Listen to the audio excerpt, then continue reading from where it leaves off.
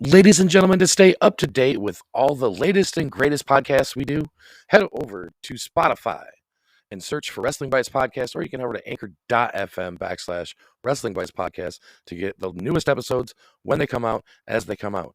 But we do thank you for going back and listening to the archives over on YouTube or back on one of those sites as well. And we thank you so much for listening at Wrestling Bytes Podcast.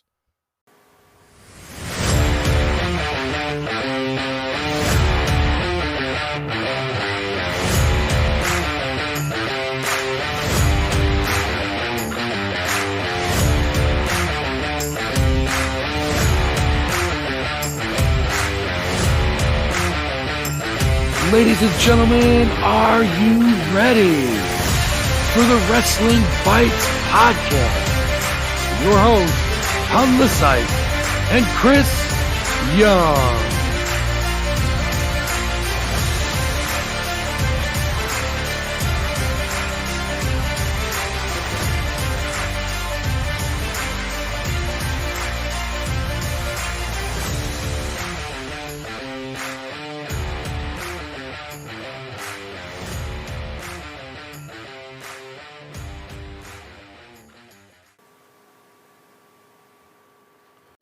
Ladies and gentlemen, welcome to another episode of Wrestling Bytes Podcast. I am your host, Pun the Psych, and my co-host with the Mo-host, the man who's the best damn referee in the business.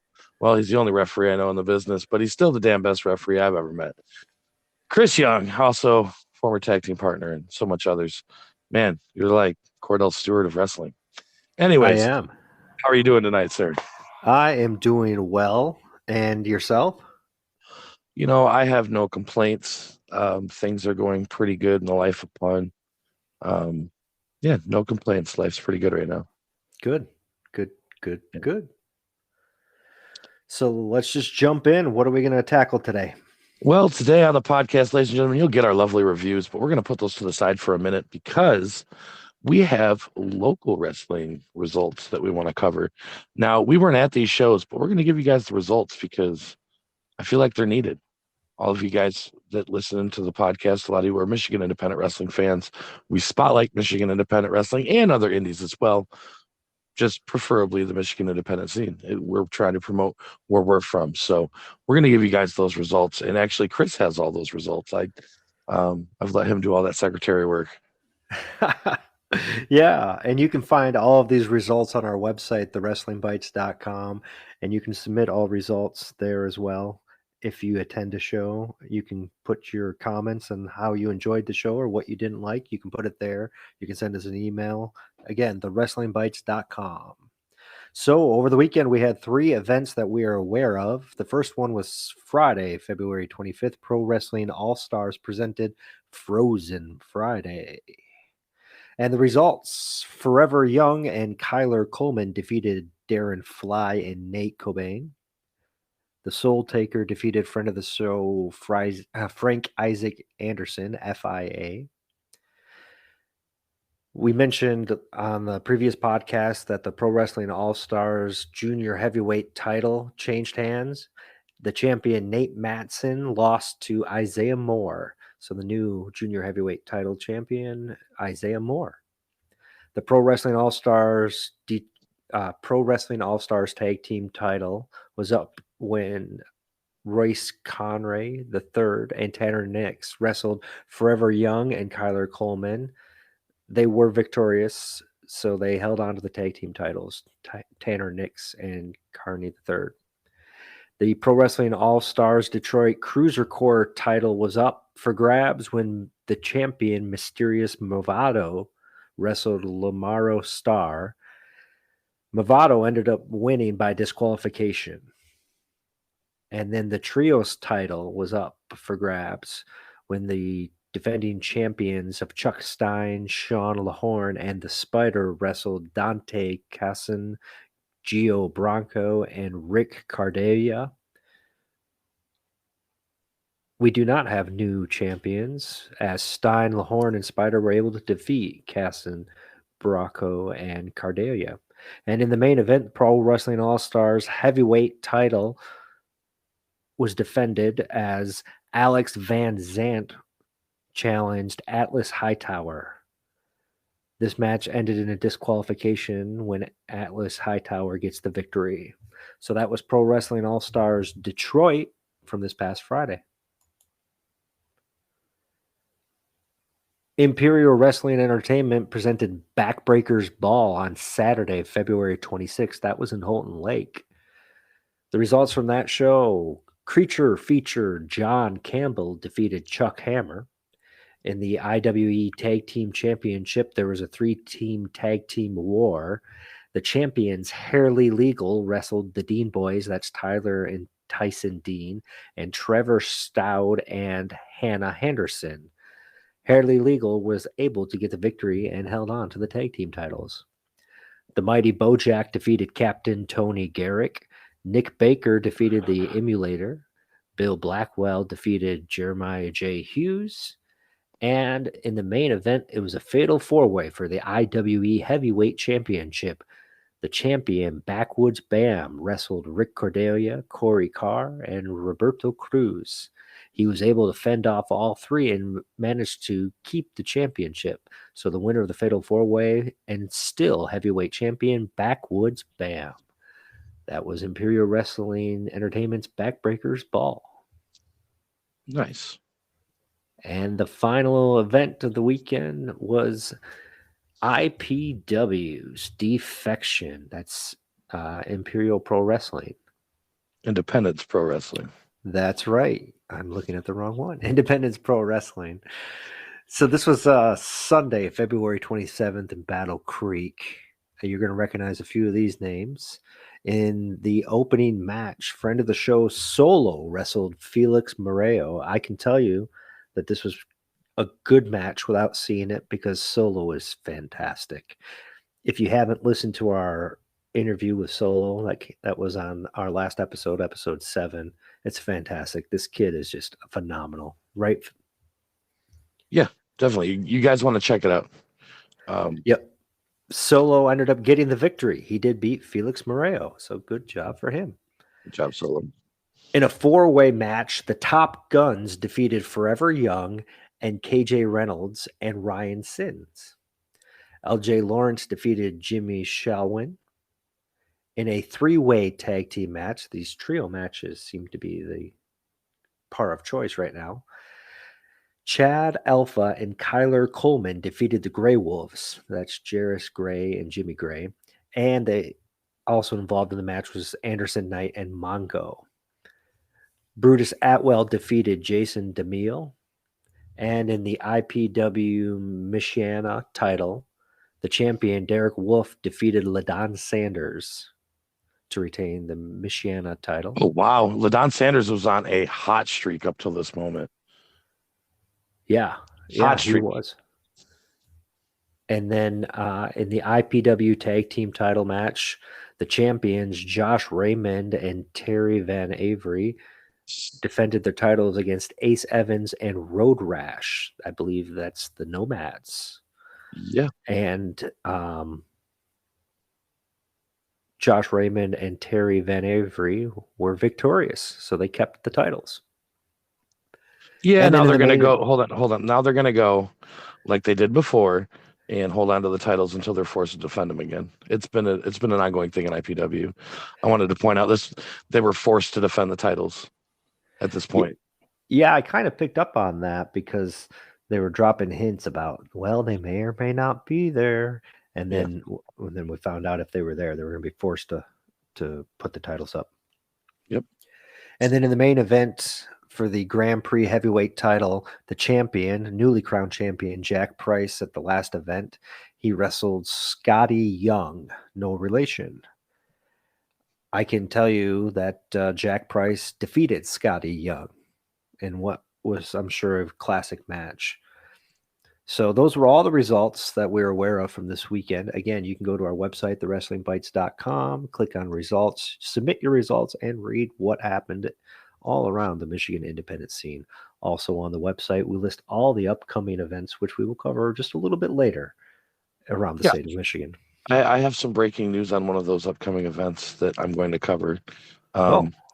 It's definitely going to be interesting. So stay tuned to the end of the podcast for that, because I'm gonna bust that out. So, Yeah, a lot going on this weekend.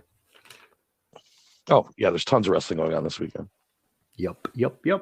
So that was the local indie results. So let's get to the national results. Okay, we can do it. Yes, we can. But before we go any further, ladies and gentlemen, let me take this time to tell you all, when I first started doing podcasts out here, I had to do everything from my computer. They didn't even have encoders at that time. We were just recording audio. We were putting it up. We were doing everything we could, using all sorts of different editor programs and whatnot. Nowadays, ladies and gentlemen, there's a program out there that can make all of your podcasting simple and easy, and Anchor is the easiest way to make a podcast. Ladies and gentlemen, Anchor gives you the tools. It gives you everything you need in one place for free, which you can use right from your phone or your computer. Now, I can tell you that this is very helpful for someone like me whose computer went down.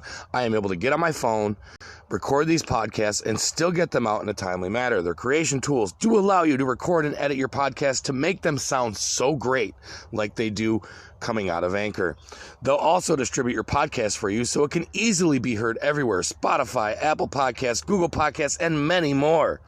You can easily make money as well from your podcast with no minimum listenership. Again, no minimum listenership. If you're interested in checking this out, or you're looking for a new way to podcast, go to Anchor today and download the Anchor app, or go to anchor.fm to get started. And first on the reviews would be AEW Rampage. Is that right? That's right. Friday night. All right. AEW Rampage, which in my opinion, AEW has been the number one promotion to watch in the past about year. Yeah. I think. Yeah. So the bar is set a little high here.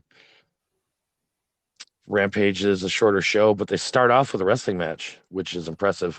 But it's Sammy Guevara, the white Spanish god, against Andrade, a real Spanish man, El Idolio. Yeah. Yep. Yeah, it seems like every time we start Rampage, Sammy Guevara is in a match. Now, I'm not a fan of Andrade, but this match, he worked really well with Sammy Guevara, in my opinion. It wasn't our technical liking, old school type of match. This was definitely reminiscent of new school wrestling and the flippy stuff. The entertainment value was there. There was one beautiful out of nowhere Spanish fly for a 2 count by Guevara in this match, and Idolio or Elido, I can't say that freaking name to save my life. Just say Andrade. Just say Andrade. Just doily. He's just doily at this point. Well, doily hit. I'm not a fan of the apron spots, and I know Chris isn't either. We've talked about this a lot, but this apron spot that Andrade hit was nasty. That was creative. That earned points in my book with Doilio. Oh my gosh. Yeah, that apron DDT where he jumped from the inside to the outside. Yeah, that was so nasty looking, man. I haven't seen anything like that before. And just as a technicality, I don't call that an apron spot because you weren't outside using the apron as a weapon. I mean, and the thing was that he didn't even hit it completely, but it still looked nasty. Oh my gosh. Yeah. Practice that a little more and hit that again, dude. It was beautiful. Hardy removed a turnbuckle pad. I don't really get it because it backfired, but it always does. And then the title was retained pretty much after that. Yep, Sammy Guevara got the win. I did, we've talked about it before, how bad Jericho is as a commentator, and Sammy did his Tornado La Plancha to Andrade on the outside. He completely missed him. I mean, he maybe tapped him a little bit, and Jericho's over there yelling, "Perfect, that was," and I'm like, oh my gosh, no. So when Chris Jericho's commentating on Rampage, I turn the volume down. That's probably smart. I commentate the matches myself because at least it's entertaining. I think that they did a lot of good things in this match. It wasn't an old school match, but it was still a great match. And the things that I liked that they did, and And I swear to God, Tony Khan, you're listening to our podcast. I know you are, because every week I talk about something and then you do it. And again, what was my biggest complaint about Rampage 2 weeks ago? That they start out, they draw out these entrances, and it takes 15 freaking minutes for the first match to start. They skip the entrances. Yeah. They used every second to make this an exciting match that kind of kept you going. It was a great opener, and I gave this an A-. Yeah, okay. Again, the way I rate matches, it's based upon what is expected. All of these matches were good. None of them were bad. And they were all good TV matches. I gave this a little bit of a lower rating just because of the misses that Sammy did. And it was just a little hokey finish fight at the end. I didn't care for it. But yeah, the wrestling was good. I mean, so I gave it a C minus because again, a C is what I was expecting. Well, I grade a little differently. Like, I don't really roll marbles. It was really a joke last week. I mean, I take all parts of the match into consideration. And again, with the creative moves, with the fact that there was a ton of people on the outside of this match and it didn't feel like there was excessive interference, they didn't bury the ref. In every aspect, the high spots were all done intentionally in good spots and timing. Altogether, this match flowed very well. That's why it got an A- in my opinion. I know it was a good TV match, but technically it was booked and it was called great by two guys that have definitely been working out in a gym somewhere where we don't see it. Well, again, I agree with everything that you said. I do. I think it was a very good match, but there was nothing in this match outside of that apron DDT that I went, oh my gosh, or there wasn't one time where I actually thought Andrade was going to win. So it was lacking to me. I mean, I also grade based on how you build the match, and that takes a lot into it. If you just jump into high spots, you're going to get a lower grade from me. This match built into the high spots. It did what it was supposed to do. I'm not arguing the grade. I'm just defending why I graded it the way I did because and I think it was a good opener. Yeah, it was great. Contender for match of the night, but it wasn't. I don't know if it was. We'll talk about that at the end of the show. Next was Wardlow versus Fozzie Bear Nick Comorito. This dude's Fozzie. This dude looks like Fozzie Bear and Hacksaw Jim Duggan had a baby. Another squash. Well, it wasn't really a squash, but it was just another way to show Wardlow is just a beast by beating a beast. When 3/4 of this match was on commercial break, you didn't really get to see a lot. Yeah. You got to see the false comeback, and then that was about it. It did what it needed to do. It was a good placeholder. It was a display of two powerhouses. It was generic. This was an average. This was just a C match, in my opinion. It wasn't great. It wasn't horrible. It kind of had a purpose, but it kind of didn't. Now it was exactly what I was expecting. I gave it a C. We're gonna get into a part of the show that you really like, and I just, I tried to get behind this, Chris, and now we're gonna go on it. See, here's my problem with this. Okay, she's not aligning with this other group of guys that are squashing rookies, and you do get what my issue is with this. Yeah. They're literally burying young talent. I know. Burying young talent. And it's so bad. Like, put Serena Deeb, the professor, against somebody who she can wrestle. But the problem is they're going to book that, and the first time she fights anybody with some talent, she's going to end up dropping the match, and it's going to invalidate all of the work they've put into pushing this. I can't get behind this. This was a 5-minute squash match. The Serenity Lot. No, it wasn't a squash match at all. No, Kayla Sparks was fantastic. She sold well. She made Serena look fantastic. She got a few little things in here and there. I wouldn't classify this as a squash match, but I mean, not as much as the Wardlow match. Would you say this? You say this was a good match? I say this was the match of the night.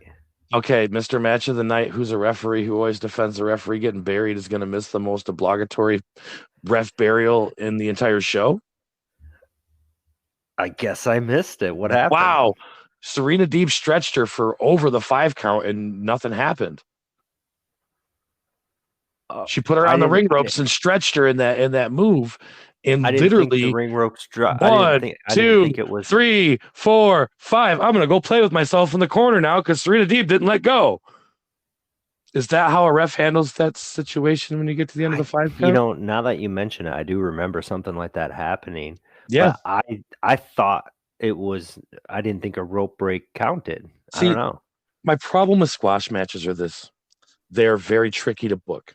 Sometimes, like last week, it goes over very well. Unfortunately, the other times it goes over like this. And that's why these squash matches, I can't get behind them. They're she uses every second to put in some great moves in this beatdown, but I'd rather see her wrestling in competitive matches against people who are at her skill level and let somebody else work with these rookies to put them over. You're doing nothing for the credibility of your young talent, and all you're doing is showing that Serena Deeb can beat up a green wrestler. I don't know. Like a few weeks of it is okay, but where are we going with this? Let's do something with it. I don't know. Completely disagree. This is the entertainment that I love in professional wrestling. You also pop for Goldberg. Well, I'm just gonna say it. Okay, just gonna say it. Guilty. Yeah. Okay. So, yeah. Next was what? Contract sign. Yeah, between Britt Baker and Thunder Rosa, right? And it just went way too long. It did. I wrote down that Thunder Rosa's kind of cute when she shows some heart, but that did nothing for the interview. On a side note, a big shout out to Thunder Rosa, who's on TikTok, and she's now following Wrestling Bytes. So, Thunder Rosa's? Yeah. Oh wow! I just kind of and it's these Thunder Rosa. It's not a fan. I literally just said on the podcast that she looks cute when she's got heart. Hey, well, I won't put that on TikTok. Don't worry. I mean, go ahead. I am single. Okay, I will throw it out there. Yeah, but it's a contract signing. We all know how they go. We've been seeing contract signings up the wazoo off every wrestling show, and this one just went a little too long. I can safely tell you though, like I am a fan of Thunder Rosa, so that's kind of cool that she joined. It honestly, it did. It went too long, but I feel like they're trying to show a purpose of this whole build up. This has went on for a minute between Thunder Rosa and DMD Britt Baker. I think they'll have a great match. So as long as it leads into something that's worth it, I would probably take my grade up a little bit, but we'll see what happens. I kind of this grade is pending based on pay-per-view performance. Mm-hmm. TBD, to be determined. And then we get the main event. Yeah, which was for a spot in the Face of the Revolution ladder match set for March 6th. These guys, Max Caster and Anthony Bowens. I think at this point, Max Caster is literally trying to get censored every time he comes out because he got censored for some, I believe, some Vladimir Putin talk. So, their into the ring promo was cut short again, as it normally is. I don't know.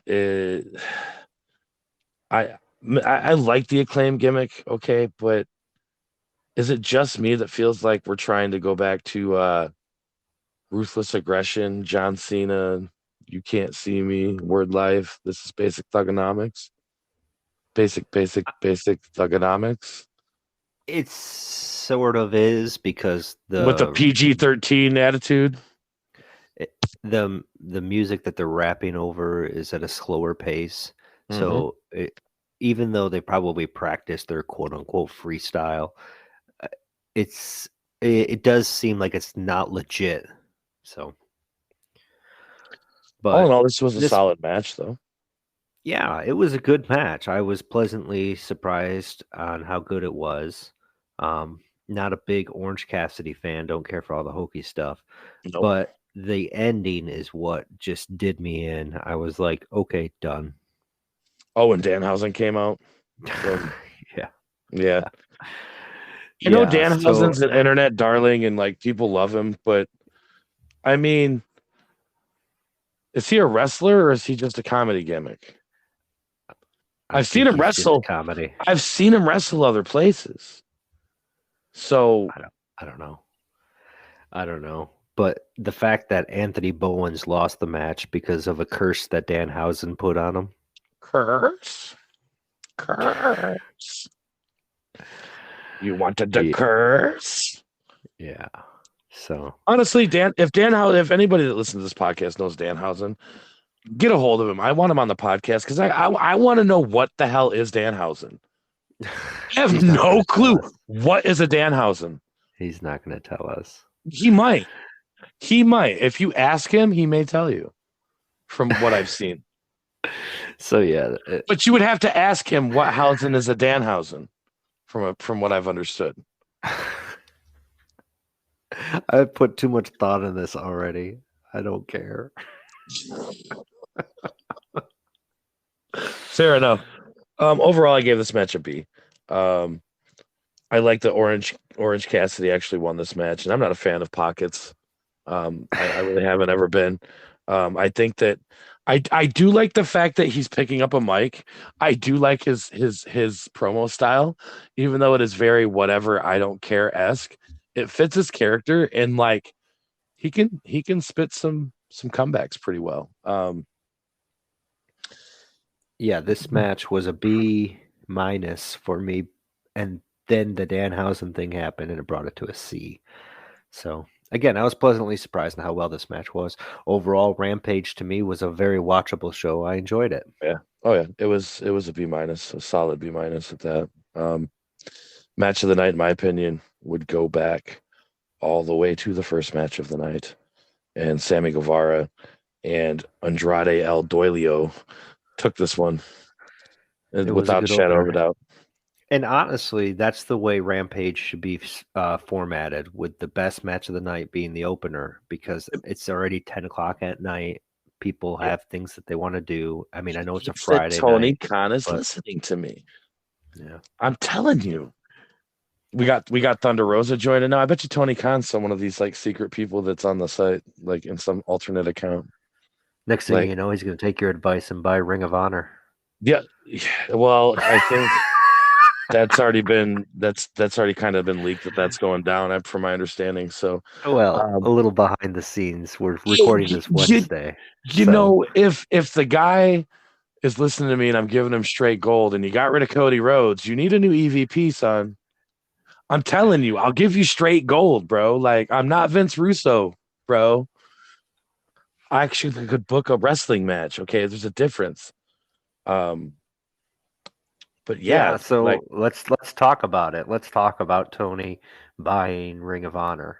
This is exactly this is your wet dream right now. This is exactly what you wanted to happen. It's not my wet dream, but if you want to look at statistically how to run a successful global promotion, you have to be able to produce and completely put out farm created house talent. Without that, you are never going to be able to compete with the WWE at the level they have. With intertimes between FCW, OVW, up to what created NXT. There's always been developmental for WWE since like the 80s. They've always, like, even when he was picking off territories, he was still pulling farm talent.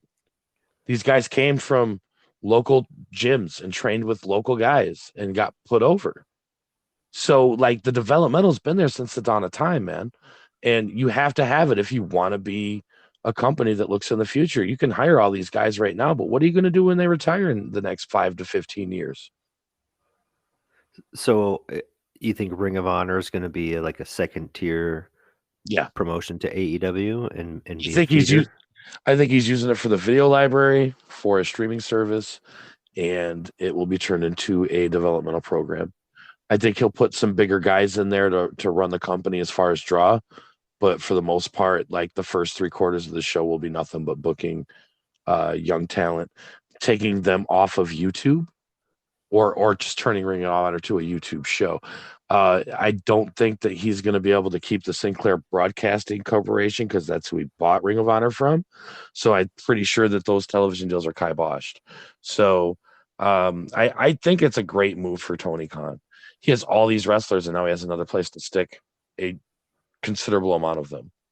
Well, that's exactly it. Now, all of these wrestlers that we don't see anymore can get pushed to Ring of Honor, and get a chance to finally work their I can craft see and Colt Cabana wrestle. build their craft. I vote Colt Cabana for Ring of Honor champion in the next year. Give him his run. He's been a loyal guy for many years. He only came because he knew that company was going down. Come on. I think it's a great thing for AEW though. I think the sky's the limit for this company, and as long as they're backed by this dude who wants to keep making this better and better and better. I don't see them stopping anytime soon. Getting a developmental is very smart. And yes, I still feel like Tony Khan's listening to me. It's solid advice though. Yeah. It's solid advice. We'll see what happens. But I agree it's a good business decision, even if he just puts the streaming option even if it's up. just for the library. I mean, the library is very, very diverse. You're talking Seth Rollins rise to stardom as Tyler Black. You're talking Samoa Joe. You're talking Chris Sabin, CM Punk, Jay Lethal, Jimmy Jacobs. So many great talent that had some great runs. Steve Corino. Man, I could keep going. There's guys that have been in and out of there for years. Christopher Daniels. My God. Yep. So yeah, I think it's a smart acquisition just for the library alone. Using the company as developmental is just an addition to the asset, if that makes sense.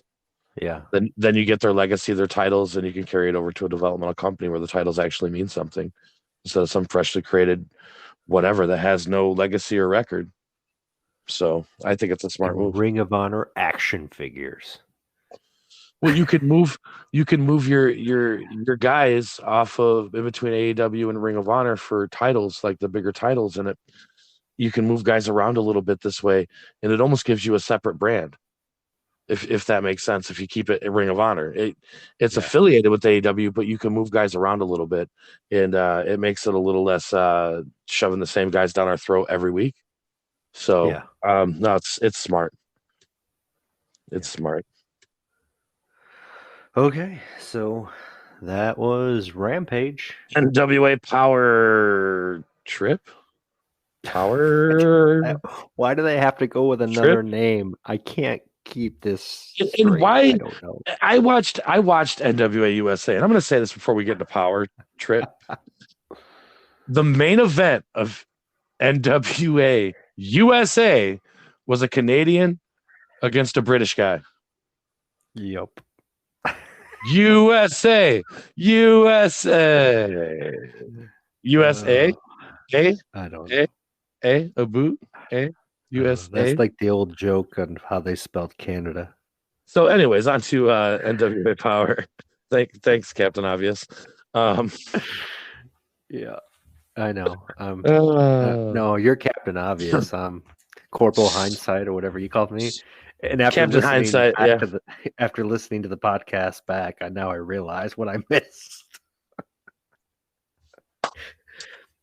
Oh my, that's true admission to Captain Hindsight right there, my friend. Like you just owned that. So NWA Power, this one took place at Valor Hall in Oak Grove, Kentucky. I actually wrote that down because they actually mentioned where they were at this week.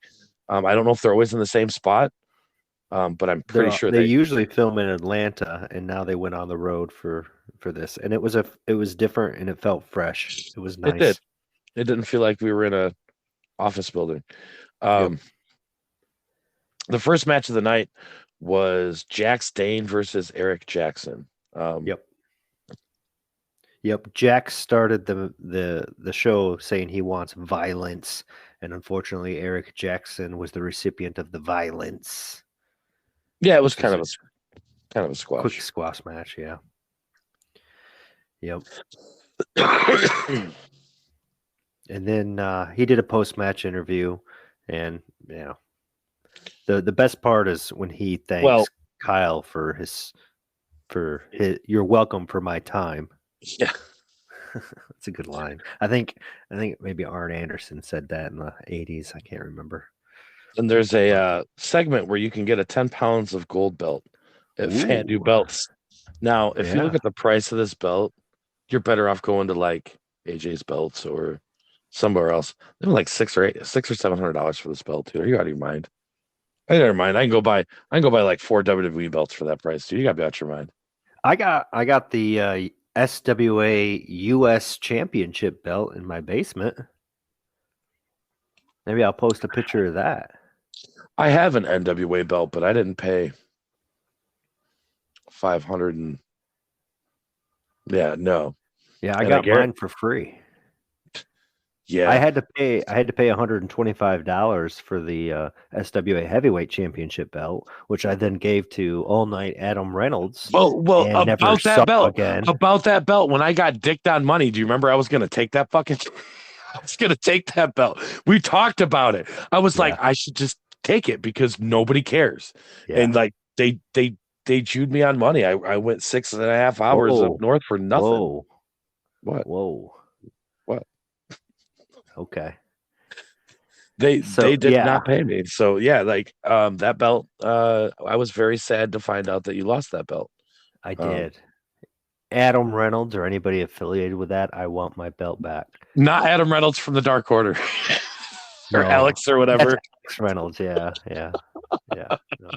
I don't need nobody hunting him down like, hey bro, you got Chris Young's belt. It's gonna be like, who's Chris Young? Yeah. You wouldn't even know. All right, enough about the belts. Let's get to the match of the night and one of the most impressive matches I've seen in quite some time. For NWA, yes, I will give you that. Well, I mean, really, it was one of the better matches I've seen in quite some time. Chelsea Green took on Kenzie Page. And this was a back and forth match, man. Yeah, Kenzie's only 19 years old, and she did awesome. Yeah, it was a good, fast-paced match. I enjoyed it very much. Chelsea Green is definitely a veteran at this status of her career. She definitely knows how to put a match together, and it showed here in this one. She definitely was the one that called this match out, and she did a great job with it. It was the match of the night, without a shadow of a doubt.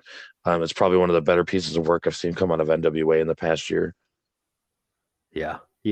There were two little things that happened in this match that were not the wrestler's fault. The referee, for some reason, no, I know why, but he started counting a pinfall before Chelsea's shoulders were down. It was a little weird. And then there was a double knockout spot. Both Kenzie and Chelsea are down, and he starts counting, and he missed the number 3. Yeah. He got distracted and went from 2 to 4. Oh, I'm just, maybe it's because of my training experience. I just give a hard time, but we all make mistakes. But yeah, this match was great. It was fantastic. It didn't take anything away from the match. No, I gave this a solid B+. That's right. What I gave it. Great match. Yeah. Then we had Colby Carino versus Rhett Titus in a 2 out of 3 falls match. Yes. It was interesting. Colby Carino's very solid worker. Rhett Titus is a solid worker too, but this still felt a little off in spots of this match. I don't know what you thought about it, Chris, but some of it seemed off. Yeah, I agree. There was a slow build to this match. You kind of assumed it was going to go 3 falls, and so they just kept building and building. There was some good psychology where Colby was really working on Rhett's back, but that kind of all got abandoned towards the end, and then nothing really materialized. We didn't get that big finish we were looking for. No, do you know how I knew Colby Corino was going to win this match? How's that? The 10,000 failed pin attempts by Rhett Titus in the match. Like it was when somebody else is trying that hard to get a pin, you know they're not winning the match. I'm sorry. That's true. That's true. Yeah, and the storyline here was that the only way Colby could score a victory was by cheating. So he got a second fall by holding the rope, and the third fall by cheating. And it was creative, but I don't think it worked. Yeah, it fell flat. Like I said, a lot of this match was off. I think they were trying to wrap up a storyline, and all they did was further it. Maybe they were trying to continue it, but I wish they wouldn't. Although there was an awesome bridge suplex pin that Rhett did to Colby. Yeah, that was a really nice from move. The outside. That was good. But overall, I gave this match a C because it's difficult to do a best 2 out of 3 falls match, and then they kind of had a good story. Yeah, I ranked it a C-. That was pretty close to what you had. Yeah. Then we had Camille versus Taryn Terrell. The mind games that Terrell was playing with Camille just didn't seem believable to start this match out. So much that if you didn't know that she was trying to play mind games, you probably had no idea what I'm talking about. That's funny because I didn't even think of that. I literally wrote down that Taryn Terrell is an entertainment only person. Like, yeah, she took a water break in the corner. Like, she came from TNA, I believe. That's where Taryn Terrell. Yeah, she was a knockouts champion. Yeah, Impact. Showing some skin to get a title. Yeah, like, so I don't know. Camille should be wrestling dudes. I don't and that's know not to be mean, but Camille is like China, dude. She should be wrestling. She should be wrestling something bigger than what, like, they don't have anybody that fits Camille in a match. Like, it's just got to be awkward. Yeah. Yeah, she's good, and she's definitely a little bit taller than the rest of the ladies, but they need to definitely build up somebody for her to wrestle. And I don't know if Taryn, if this was supposed to be part of the stick, but she was selling like a fish out of water, just kind of flopping around. It looked weird. Yeah, she was trying to over exaggerate the fact that Camille was very powerful. Yeah. Honestly, there's only one woman I see in that realm that could cross over that would make a great match with Camille. You're going to say Jordan Grace. You know that's where I'm going with this. Yeah. Well, maybe that's why Matt Cardona is wrestling Jordan Grace all the time. I don't know. I'd take that job. Because Matt and Camille are married, right? Yeah, I think so. I mean, I'm almost positive that's what they said on NWA. I don't know. I don't know if that's storylines or what, but see, I try not to listen to NWA Power's commentary. It's so bad. Oh, actually, it was good. I love Velvet Sky. She does a great job. Yeah, I'd love to do commentary with her too, because like she does a great job. I could play off of her very well. Yeah, no, Power was a good show. It was definitely worth the watch. I mean, it was. I enjoyed it. The Chelsea Green match was great. It was. The other matches were all right. Yeah, it was definitely worth a watch. Yep, I agree. Anything else? Not on NWA Power Trip. Then that was Power Trip. So now we go to Monday Night Raw from this past Monday. Yeah, Monday Night Raw was interesting. Again, interesting. We did have a big moment in this. Veer Mahaan, his debut. Did you see it? No. It was in the first 15 seconds. Oh, he's on the intro for Raw. But he's still not here. So next week, he will have officially had the longest promoted debut on Raw. And he will have beat out Emelina finally at 190 some weeks. Oh man, yeah, it's crazy. I actually went back and watched some previous Raws, and they actually haven't had an intro for quite some time. But the last one I could find was from 5 weeks ago, and he was not on there. They've changed production a little bit, they've changed formats a little bit, and I thought it was all kind of a miss. But yeah, Veer Mahan is here, kind of. Okay, sure. I still say, where is this man? But I'm about to start an Unsolved Mysteries like we've put on the Again, TikTok. Yeah. we need Have you another seen update. this man? So we So we started off Raw the right way with Seth Rollins, but we had 30 minutes of Seth Rollins, KO, and the Alpha Academy, and it was just too long. okay, so I know Chad Gable's trying to be an annoying heel, but he's taking it too far. He's got a t-shirt, the worst t-shirt that's ever been made in wrestling. Shoosh. Thank you. Oh, that's so thank you. He thinks that it's getting over, and it's so not. That got over as well as the New Day did the first time they tried to get over. The I fans hated the New Day when they tried to get over. I think first if time. he can get away with saying thank you all the time, but when he's constantly going shush and thank you, shush and thank you, he's saying shush for no reason. It doesn't make any sense. Yeah. This went on way too long. And then obviously we already knew that this would have been the first match of the night in the tag, this was going to be a tag team match. Now, the match was good. The match was good. Yeah, they joined. Okay, well, here's the thing. Okay, we started off with the KO show, and it fell flat with Alpha Academy. I didn't care for it. And I actually wrote in here, I was happy to see a commercial break to get me out of this. Yeah. And then we come back in the wrestling, and I'm like, oh no. And the match was already in progress. And then the biggest irony is that this Raw was filled with commercials. I think they took more commercial breaks in Yeah. this Raw than they ever have. So, yeah. But I had made a seen comment match like this before. I had made a comment that on average each hour of Raw was about 42 minutes of TV. Yeah. And this is two heel tag teams. So somebody had to work face. And that turned out to be KO and Seth. So now I'm confused. Am I supposed to like them or am I supposed to hate them? I don't know. I don't know. I think that they're trying to do the Stone Cold thing where you hate them but you love them. So then you end up loving them.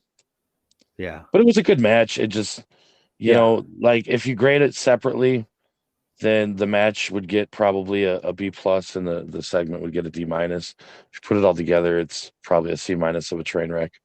I couldn't rate it. I couldn't because I put it all together in one big segment. And to me, the match, there wasn't really a flow or psychology. It was just there. So I didn't even rate it. Yeah. Then there was a spot where Seth runs by Otis in the ring to do something. I don't even remember what it was, but it was terrible. I mean, I don't. Yeah, I wasn't behind it at all. So, then we move into your favorite wrestler, or almost a wrestler. Almost a wrestler. I thought we were going to get a match. I really did. I thought we were going to get a match. You know, with Dominik Dijakovic, I mean T-Bar, I really thought this was going to be a match as well. And, you know, I really feel like at this point, Dominik Dijakovic would just be better somewhere else. Like, he is a great wrestler. At his size, he's agile. He had some amazing matches with Damian Priest in NXT before they came to the main roster. This is just the example of them putting somebody in a gimmick and not knowing what to do with them. It's so bad. It's such a waste of talent. But yeah, he jobbed to almost a wrestler. Yeah, almost jumped him before he could get into the ring, and then dominated over him. Made a bunch of grunts and loud rahs. Like that was it. Just get him in the full body skin suit and call it good, because the jeans and the black tee is not working for him. All right, I gave it a C minus. So now, if we didn't have enough fun with the gauntlet match 2 weeks ago, we get to see all the women wrestlers at the same time again. And sadly enough, this was probably the match of the night. Hold on, let me flip my pages. Did I rate? I didn't rate this one, so I don't even know. Oh no, I thought it was better. See, this match was probably the match of the night. It's in contention with the match that happened after this, but this one won in my grades. This match told a story, and it was Becky Lynch using Bianca Belair's hair against her, and she flipped out and ended up whipping Lynch with her braid. It buried the ref a little bit, but it still got a B+ with me at the end. This had a lot of good action. It's definitely hard for me to see Doudrop and Nikki ASH as heels, but maybe that's just me. But the match was solid. I was surprised. Nikki ASH actually showed me a little bit in this match. So yeah, she did. She actually stepped up a little bit. And I was impressed. Yeah. So like you said, the finish was Becky came in and pulled Bianca Belair off of I believe it was Nikki ASH, but pulled her by the hair, and then Bianca just started whipping Becky with her hair. Yeah, and they really wanted to show you Becky's stomach because it left marks. Yeah, definitely. And I don't know how they did this, but I was very speculative that it was leaving marks. And so I went back and watched it again. And if you notice, and I did notice it at the time, but I didn't put two and two together. But after Becky gets hit with the hair and she leaves the ring, they cut back to the finish of the match, and they come back to Becky about 45 seconds later. Her wardrobe has changed slightly. She's now exposed her stomach and pulled up everything. So I think that maybe it was makeup. I don't know. But you can see that her wardrobe between her chest and her waist has changed. Well, yeah, but it definitely, even if it was makeup, it just adds to the brutality of the situation, I think. For her to get that mad that she whipped her with her hair, I think it was a better end than what they could have done any other way. It was a nice play off of being able to rile up Bianca Belair to the point where she flipped out. Yeah, it was creative. I'll give them that. Yeah. And then we had Robert Roode versus Tommaso Ciampa. This was a pretty solid match for the most part. I think the end was like false comeback-y, but and of course predictability will state that at the end of the match, the Dirty Dogs were going to attack Ciampa after the match was over. So yeah, it was nice to see Ciampa get a win. I think this match was a little short, and it didn't really showcase the talent of either guy.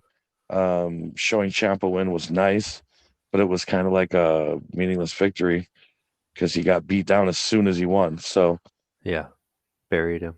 I missed the finish of this match, and I thought Robert Roode had won, and then I posted on TikTok, and I got called out hardcore for that. And so I had to go back and watch it. So I do apologize for getting that wrong, but I just missed it because that's how uninterested I was in it. Like I said, I got to see. It was an average match. I just wish that they would book Tommaso Ciampa better because he's definitely a good talent. I think this could have went a little longer and it might have helped this match, to be honest with you. And we had, I don't even want to talk about this, Dana Brooke and Tamina and this As the World Turns, and they kissed each other, and then Tamina and Tozawa kissed each other. Like, this got a D-. This was boring. It had some okay looking moves, but this just was boring. I'm so over the 24/7 title. Let's go down the rabbit hole here real quick. Dana Brooks is the 24/7 champion. Dana Brooke is the 24/7 champion, yes. Yeah, yes. So during the match, if Tamina was to pin Dana, would she become the 24/7 champion? No, because they announced at the beginning of the match that the 24/7 rules were suspended till after the match. So no, that invalidates that whole question. Yeah, they said it at the beginning of the match. So I didn't hear that at all. I was really not interested in Raw this week. I can tell. Okay. I actually watched this full week of Raw, and I was very sad that I wasted 3 hours of my life. Yeah, Reggie ended up screwing up the finish, and So then after the kiss segment, it just all went to crap. It this wasn't that good. next match was a good match, but the booking in this one just is so messed up. So last week on Raw, Omos, almost a wrestler, beat Cedric Alexander and Shelton Benjamin. Now they're facing Dominic and Rey Mysterio. Now, yes, Miz got involved, and I understand this, but to allow Shelton Benjamin to roll Dominic up and get a win is like, okay, but who's going to WrestleMania? Oh, Ray and Dominic are, but the Hurt Business ain't going nowhere and ain't going to be on nothing. But we're going to put the Hurt Business over in the situation. Does nothing for the storyline. The match looked good, but the booking was way off. Yeah, I mean, the whole match was there just to get Miz a little bit more heat. So I and they did put were in my really piping in the booze during this match. Well, I did put in my notes that it is very nice to see amazing talents such as Cedric Alexander and Shelton Benjamin being actually utilized for once. Yeah. Because Shelton Benjamin is an amazing talent and has been for many years. And Cedric Alexander is just as phenomenal. I like seeing these guys actually get pushed, but it was the wrong place to push them. Yeah. Yeah. And it's difficult for me to grade a match when they join it in progress. They come back from a commercial and the match has already started. So I didn't care for this match very much. It was a C- for me. I gave. Let me go back to my notes. I skipped Dominic missed a lot of moves, but we say that every week. Yeah, he's still very green. I gave it a C+. So, because the wrestling besides the couple missed moves from Dominic was solid. The exchanges between Ray and both guys in Her Business were great. It was nice to see them, but no, it was man, it wasn't as good as the women's match. Then we had was it RKO versus the Street Profits? RK Bro versus Street Profits, the match of the night, in my opinion. Again, we've got two face teams. We're supposed to cheer both of these. So who's supposed to play the bad people? Okay, so if memory serves me correct, isn't RK Bro booked in a title match next week? Yeah. Yeah, but they dropped trios match. This match to the Street Profits. I think they're planting seeds for a breakup, and Riddle's gonna wrestle Orton at WrestleMania.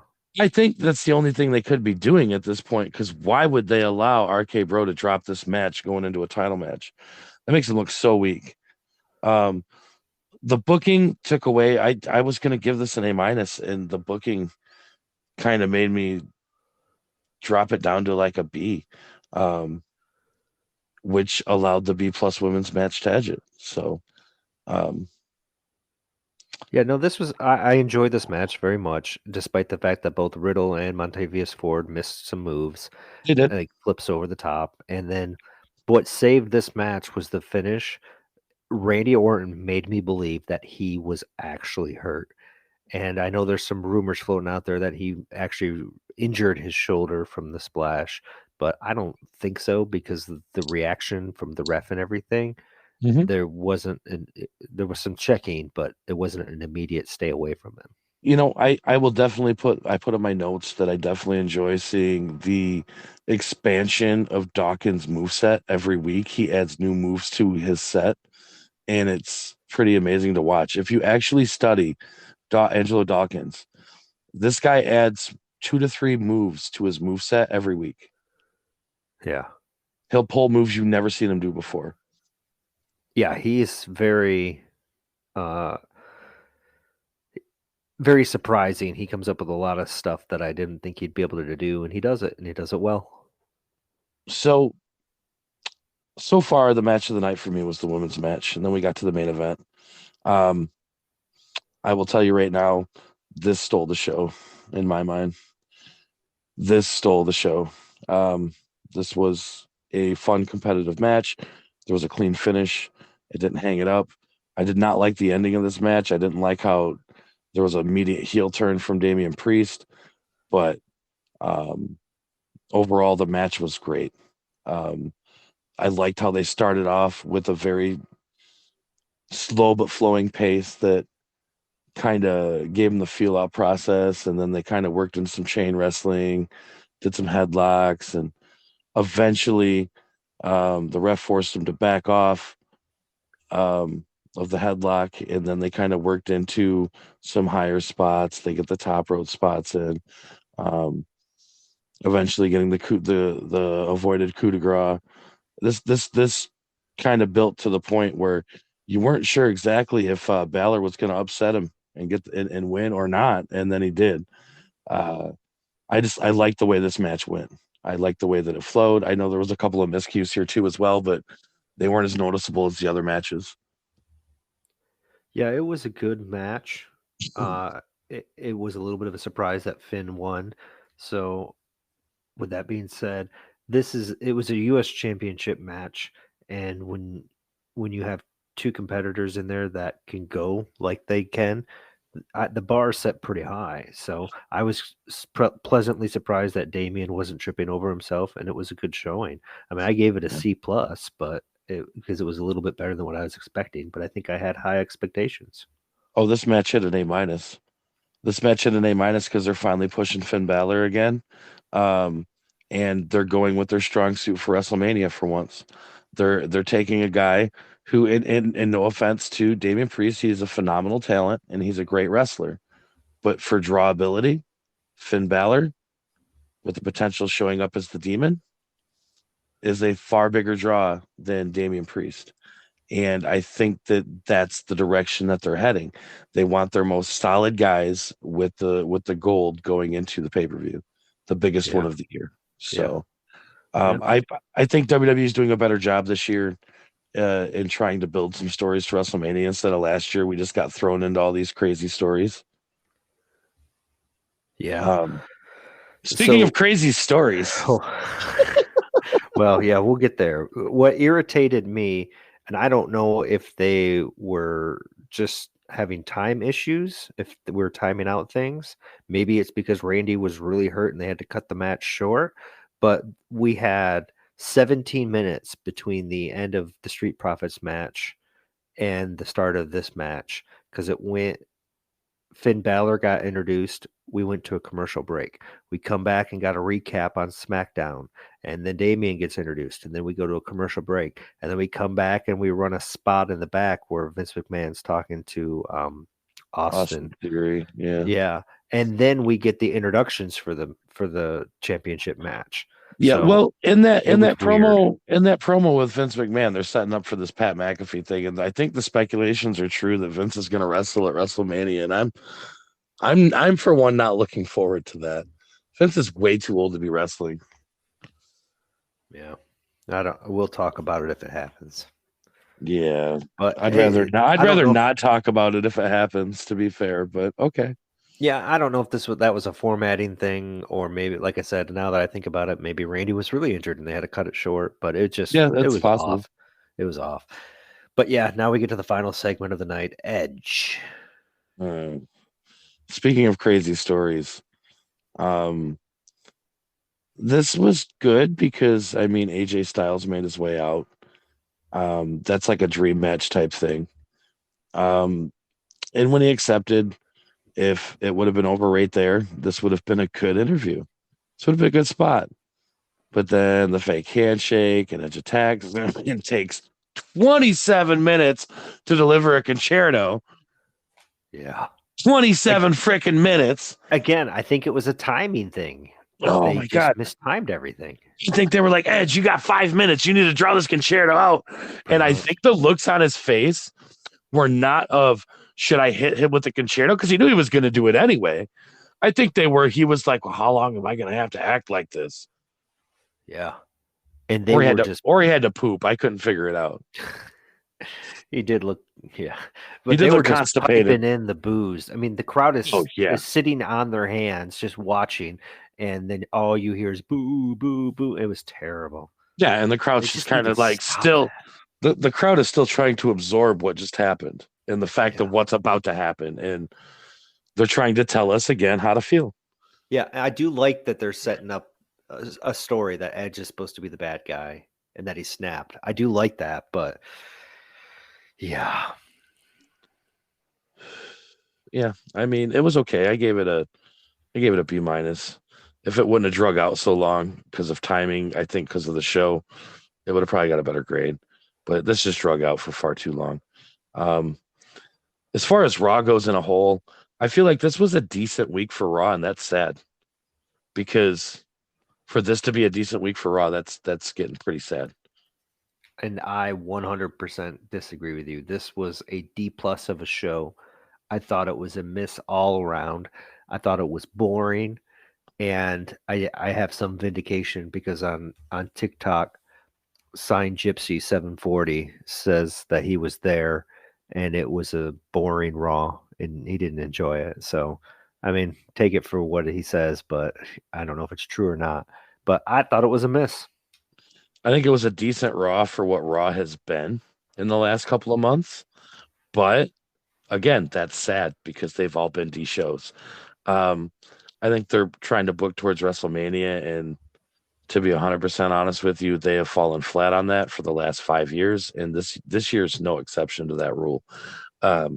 It's atrocious, man. People pay. I don't know if you've looked at WrestleMania ticket prices at all. They are ridiculous. Your average mid-level seat is going to cost you around $600, and I'm telling you right now, it's not worth it. Yeah. As a fan, I went to WrestleMania 33, and it was worth it for the experience to go through the crowd tunnel and see this massive arena, and know that you're at WrestleMania. There's magic there. So if you've never been to a WrestleMania, I suggest everybody goes to one if you can. It's like going to the Super Bowl, I would guess, if you're a huge NFL fan, or the Stanley Cup if you're a hockey fan, or the World Series. But if you're going and you're expecting the greatest show on earth, AEW's got Double or Nothing coming up in August? Yeah. I would go to that. Because if you're going for wrestling, I would say go for AEW. If you're going for oh my God, this is the event where Hulk Hogan body slammed Andre. Yeah, you're gonna walk in the stadium, get the feels, and then after it's over, you're gonna feel like you got struggle cuddled. So, if you're going for action, man, go to AEW. It's gonna be way better. Speaking of AEW, and since we're done with reviews, AEW is coming to Detroit. Yeah. Yeah, I saw that got posted last Wednesday in June. I will be there. I'm going to send some feelers out to AEW and see if I can't get any interviews. I can't promise that, obviously, but I can try. I can even make a sign that says, "Attention wrestlers, Wrestling Bytes podcast wants to interview you." Oh, yeah. Double or Nothing is in May, by the way. In May. I knew it was coming up. Yeah. No, that would be awesome if you could go. I unfortunately can't make it. Look for a custom Wrestling Bytes podcast sign in the crowd in Detroit that night. I think tickets go on sale on the 11th. March 11th. Yep. March 11th. So I'm excited. I'm excited. I wish I could go because I'd really like to see them in person. GCW is April 23rd. Yeah. And my other big upcoming National Syndicate Wrestling announcement for all of the local wrestling fans in Michigan, if you have never had a chance to check out Micro Pro Wrestling, they will be at the Montcalm County Fairgrounds. I believe it's July 7th. You can check the Montcalm County Fairgrounds for date, ticket information, and so on. But I will be there as well. I'm going to try and get some interviews. I may have to get a stool so they can look at me eye to eye. I haven't figured that part out yet. Oh, come on now. But I mean, hey, I might try to get booked in a midget battle royal.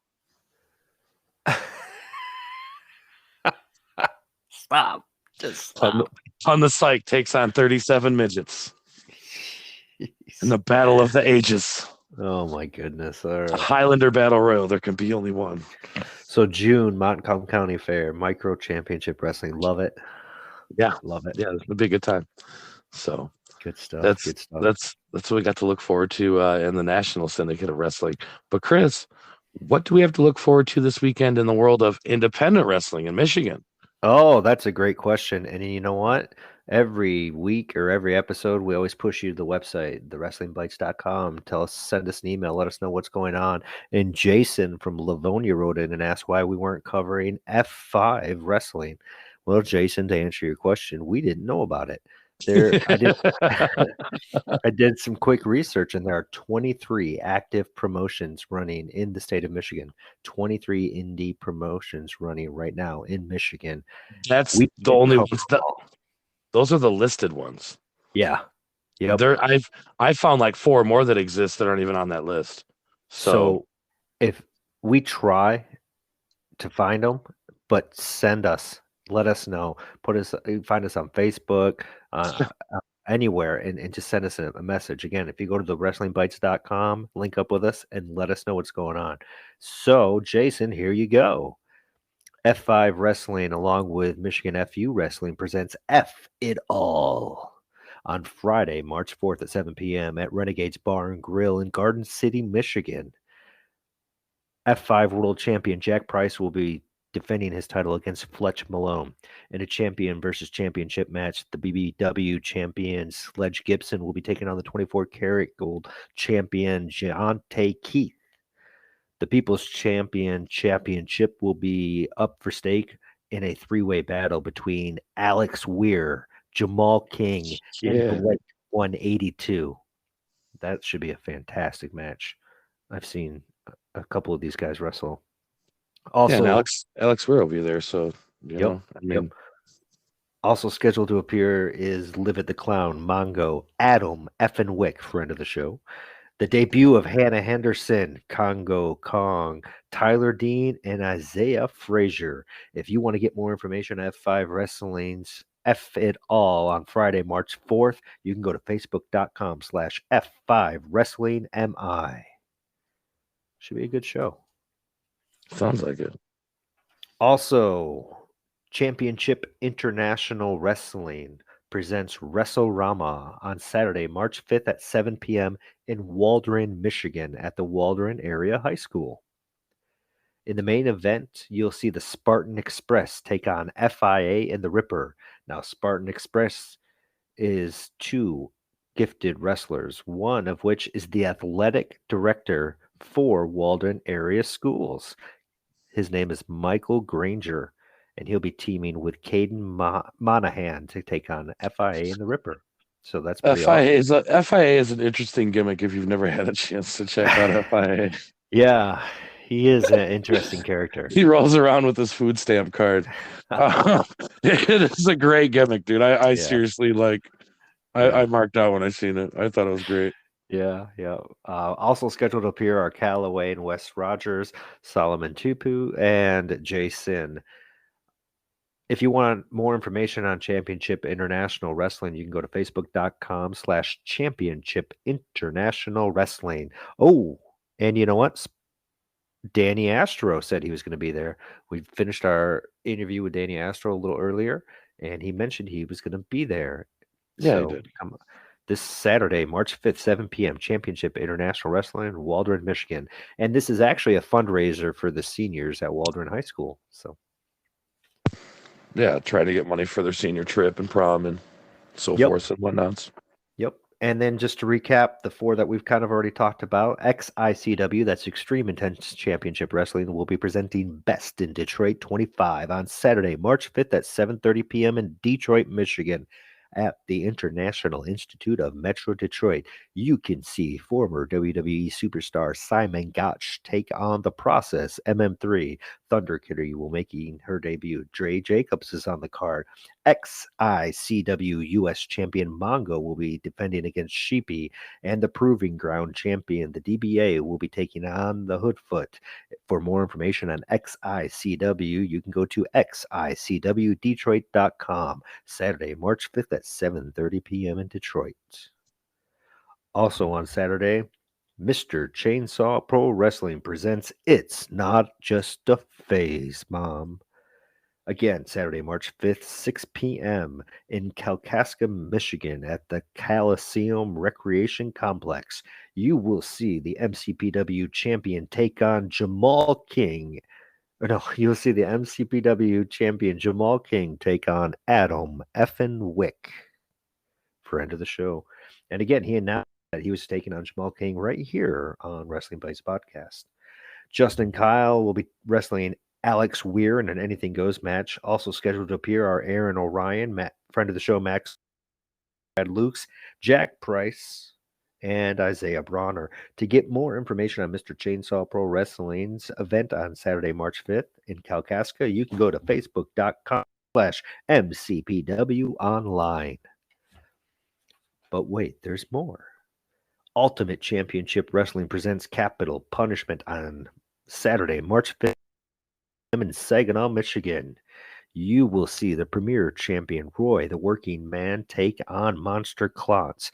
Again, just as a reminder, the last Ultimate Championship Wrestling event, Roy Williams locked Monster Klotz into the Pandora's box, and then it was set on fire by Nikki Ratu. Monster Klotz was inside the box. We'll see what kind of monster comes out of the box at Capital Punishment. Also scheduled to appear are Bryce Sullivan, Kenny Urban, Kodank with Dr. Abbey, Ace Evans, Nikki Ratu, and Nick Green. For more information on Ultimate Championship Wrestling's Capital Punishment on Saturday, March 5th in Saginaw, you can go to facebook.com/ucw.baycity. You can also find them on YouTube, UCW Friday Night Star Slam. And the last event that we are aware of going on this weekend is Pro Wrestling All-Stars of Detroit. They will be presenting Showcase of the Stars, The Final Battle. It is Sunday, March 6th at 4 p.m. in Detroit at the Holy Cross Council, Knights of Columbus, number 2739. I was unable to find a card of any kind, but Pro Wrestling of All-Stars always puts on a good show. For the latest information on Pro Wrestling All-Stars of Detroit, you can find them on facebook.com/PWASDetroit. Those are what's happening in the indie scene this weekend. Please go out and support your independent promotions and buy a ticket. You will not be disappointed. I guarantee it. Right on. Right on. Are you booked for anything this weekend? This weekend, no. I have some personal No. business I need to take care of, but I think you might be, right? Yes. Well, I'm double booked. Saturday, I am wrestling for a lucha promotion, which I've already promoted a couple of times here. But I also got booked for Sunday. Second Wrestling presents Flood Zone. Flood Zone will be going on March 6th at the Bernard Winger JCC in Northbrook, Illinois. Doors are at 1 p.m. The show starts at 2. Ringside tickets are $30 with a general admission of $20. People to expect there, I'm not sure. Coco Beware and many more. That's the last I was told. And myself, I will be there. Psych will be there as well. But Coco Beware, I know for a fact, is booked on the show. So if you're in the Chicago area and you got nothing to do this Sunday, come check it out. Fantastic. Good stuff. Good stuff. And then after that, I think my next wrestling booking will be alongside Scion, NWA Mystery Superstar for the Berwyn Wrestling Federation Championship Wrestling, Berwyn Championship Wrestling.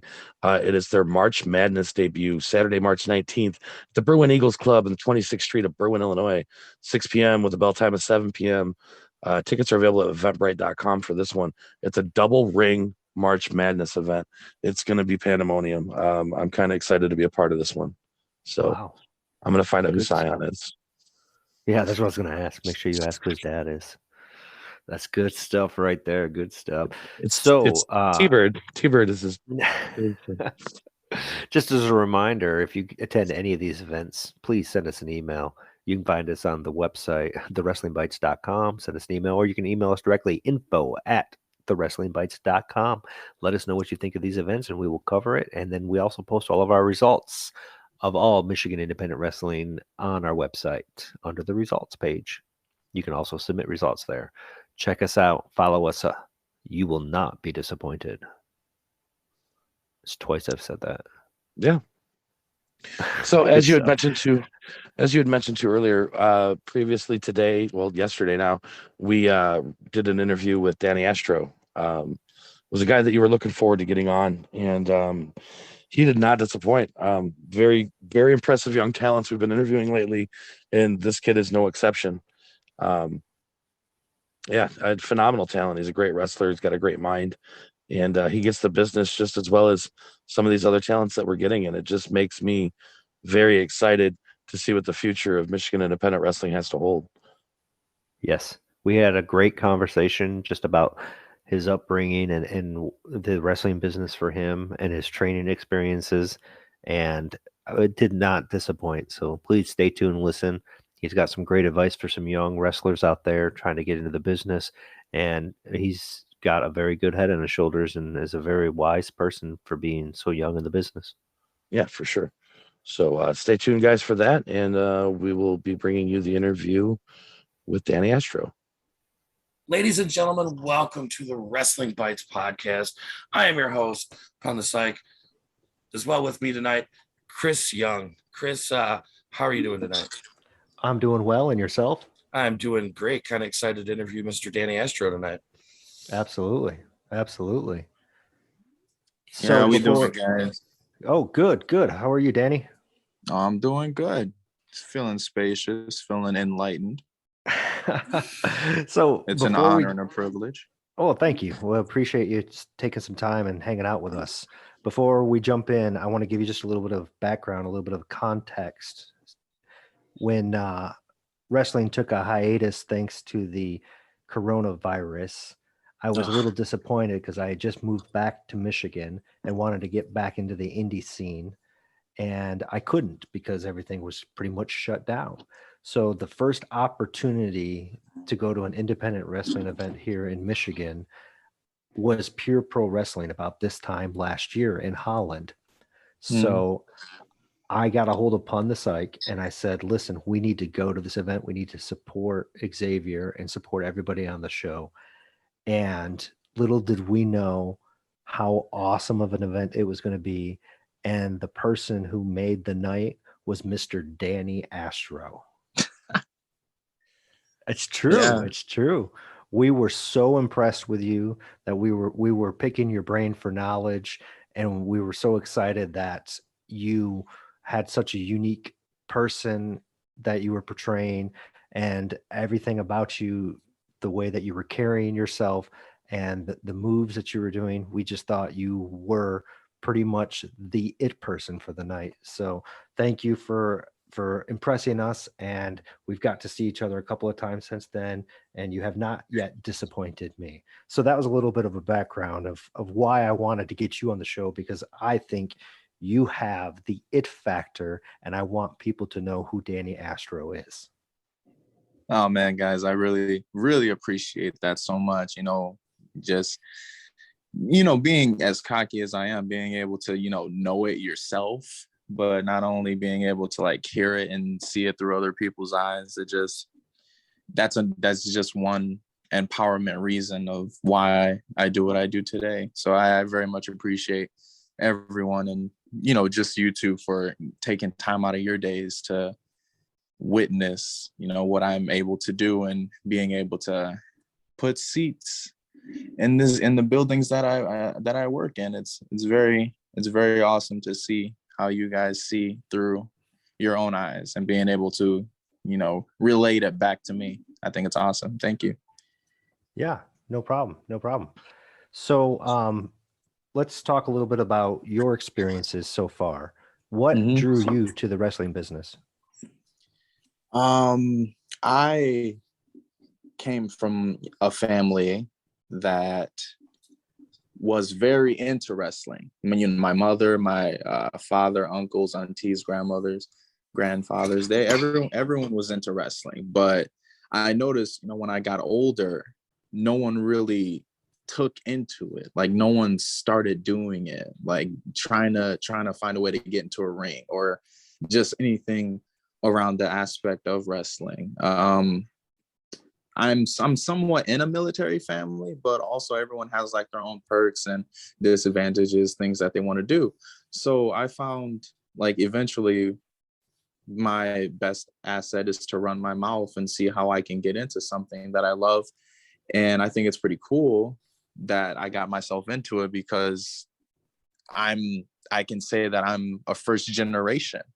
Like, I will start my own legacy. So I think that that's what got me into it. No one else in my family does it. Everyone else, you know, is in the military doing something, a college, sports, whatever it is, just like any other family is. But me being the one person to step out of a shell that no one else was comfortable or, you know, trusting themselves into doing, I think it's very cool that I was given and chose the opportunity to do.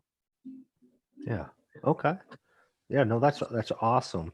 And being able to go out and perform and take that 15 minutes you're interacting with the fans and with the other wrestlers, just being able to be a different person and be that cocky, arrogant, it's such a fun rush to do that, isn't it? Mm-hmm. Yeah, it is. One of the best parts about being who I am is that I can do that. You know, I can't speak for other people, but just going around and being told to stay in a certain type of shell, and you can do this and you can't do this, and you can talk this way and you can't talk that way. And how I see myself, Danny Astro just does whatever he needs to get the people on his side. You know, some people are going to like him for being a good guy. Some people aren't going to like him for being a good guy, and then vice versa.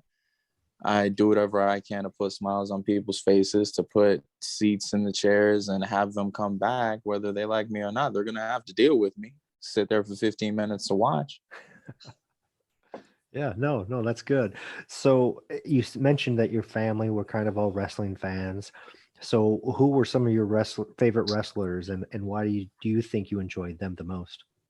Oh man, there's a whole list. I do apologize for anyone that listens later on and just says, dude, you always talk about this person, but you didn't bring them in. There's a lot of people I can list down.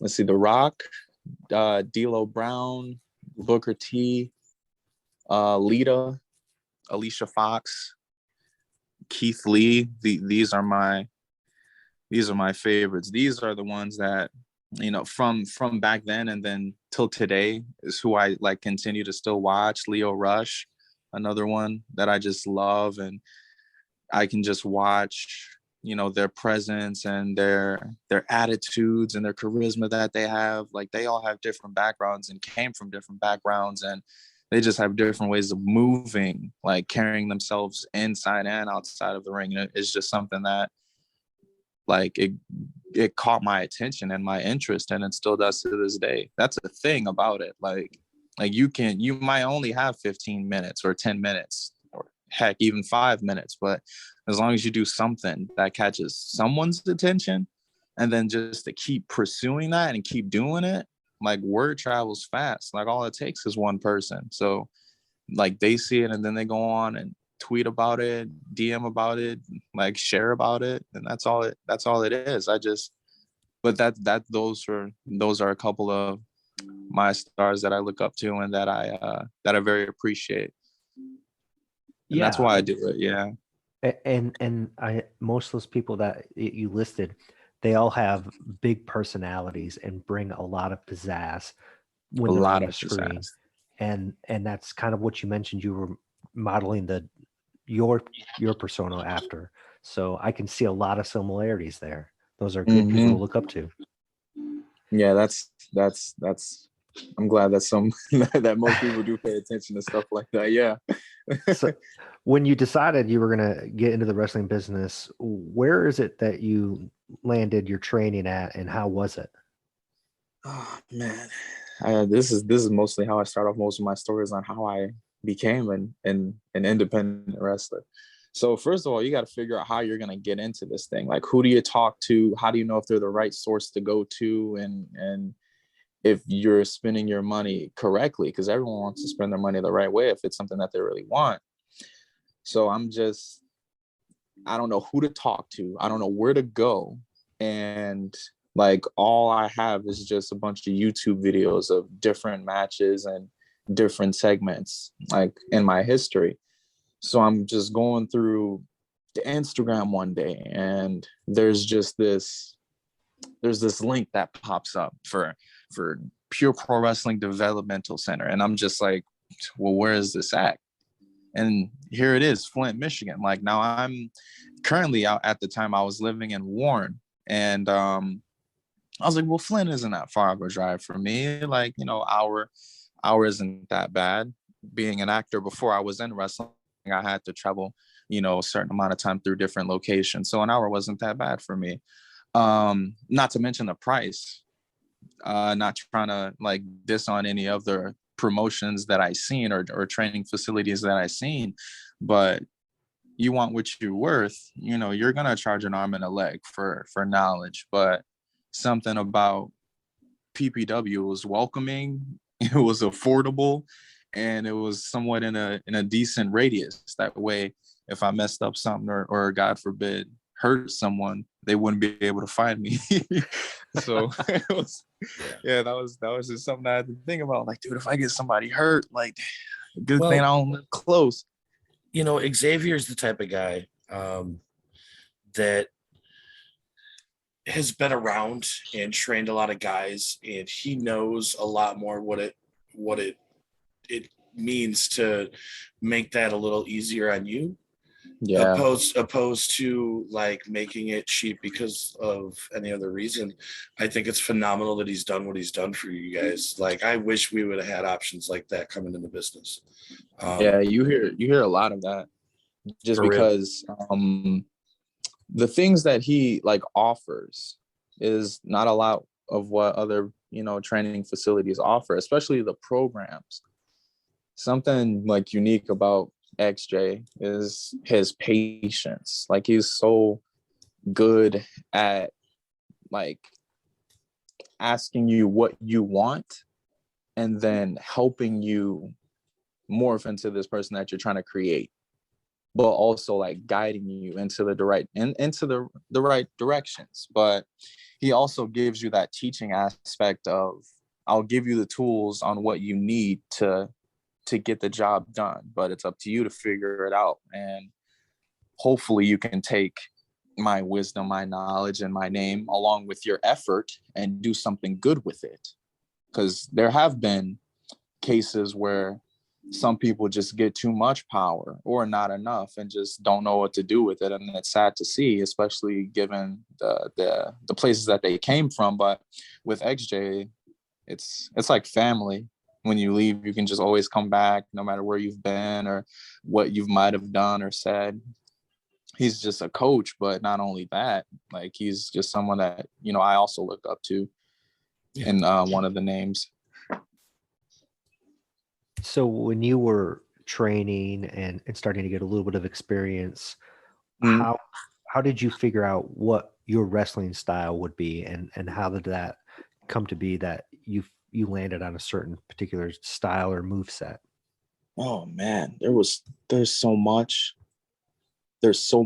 in this sport that you can learn that you can just never be done. That's another reason why I like it. Like there's so much you can learn. You can just wake up and just say, okay, I'm finished with that. Let's learn something new. And then while learning something new, you can just go back to that basic and be like, well, that's how we got into that. What I usually do, and what I still do to this day, I'm all about the basics. Usually you can make a drop kick look so good. You can make a collar and elbow lock up the best part of the match if you do it right. Like, that's all you need to do is one time. You can make an arm drag look like the best move of the match. And what I do is I see a lot of other talents out doing, all these different variations and high flying and strong style and lucha libre. And it's like, okay, well, I got to be different. So what's wrong with being basic, but being balanced? So that's what I say when people ask, what's your style? I have a balanced style. That way I'm able to perform with anyone. That way I can't say, well, I'm not really comfortable working with that, or I'm not really comfortable doing that, or this, or this, or that. I try to learn the basics of every different group. So even if I'm not at that level that some people might be at, I'm comfortable with what I do. So I think I'm balanced. I can do a little bit of everything, you know? Yeah, no, that's awesome to hear that you're willing to learn something new to kind of keep it fresh, but then also rely on the old standbys to get you through and impress people. And what's funny when you were telling me that, when Pun and I were sitting in the audience watching that match, we both looked at each other at the same time and said, this guy's got it. Right after you ran just a basic universal spot, you know, headlock, duck down, jump over, you know, just a basic universal spot. And it was so clean, it was so crisp. And we were like, oh my gosh. So something that simple that you were, or I don't want to say simple, something that basic that everybody learns, and you were able to do it just perfect. We went, okay, this kid's got it. So I'm happy to hear that's kind of what you do, is learn a little bit of everything and be willing to change it up as needed. Exactly. Just so, you know, like I said before, just so you give yourself that opportunity of expansion, willing to work, like I said, with any group. Like I've been to different states over like the beginning of the year and all of last year, and some guys just, you know, and also women, they just look and they're like, oh, well, this guy's kind of stocky, this guy's big, like what? Well, I wonder what kind of style he has. And I mean, you both seen it, how high I can jump over someone. Yeah, like that is just a basic drill. That's something you learn on day one. So like if I'm willing to take that and just work with it, like imagine what I'm able to do with just any other drill that I have learned. Like, and I still have stuff in my pocket that I haven't pulled out yet, that I haven't showed people yet, just because you don't want to do repetition too much, because then it gets boring. People get tired of it. Yeah. That's why basics are great to understand and to learn, because you can just always switch it up. You can tweak it. That's what I say. Just tweak it. Like people say, oh, I've seen that spot before, but Danny did different this time. Like he, instead of drop down leapfrog, he did leapfrog drop down this time. Oh, that was spicy. You know, something different. Yeah. It's what they remember. That's awesome. You have such a good head on your shoulders, and the mind that you have for this business is very outstanding. Pun, you can even speak on this. Some of these people that we're meeting is just blowing us away of how well you guys are taking to this business. You know, I just like the last guy that we talked to solo, just like Danny Astro himself here.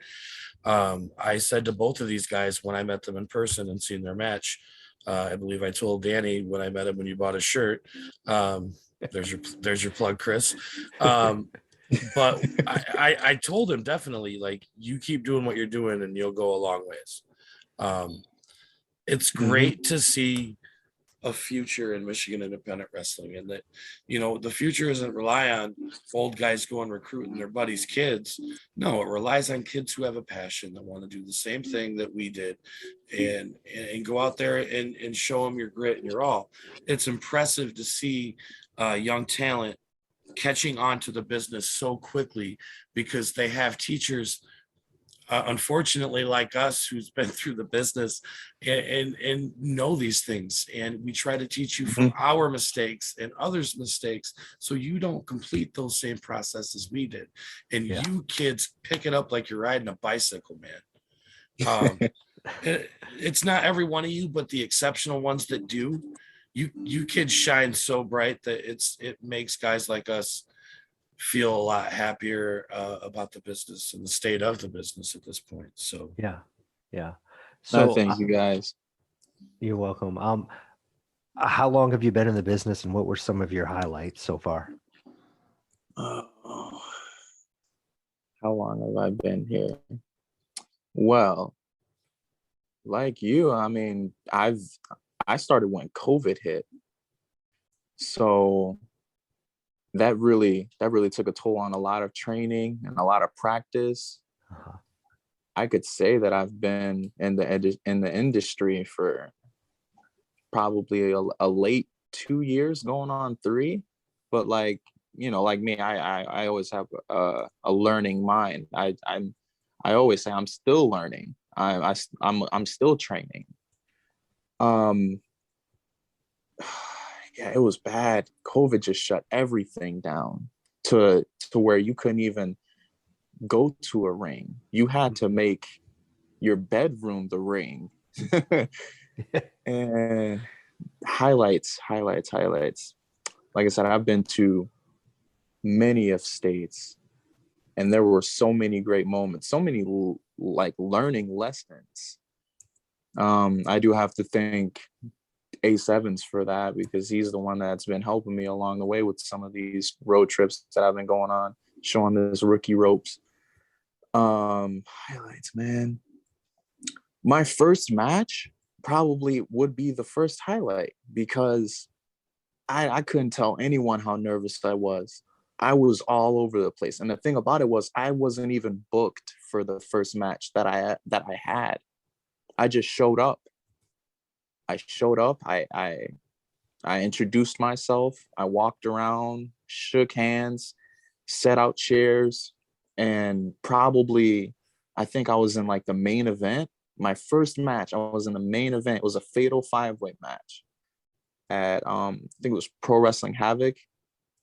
And it was crazy because I still get goosebumps thinking about it today. I still watch it to this day. Like I still remember that day.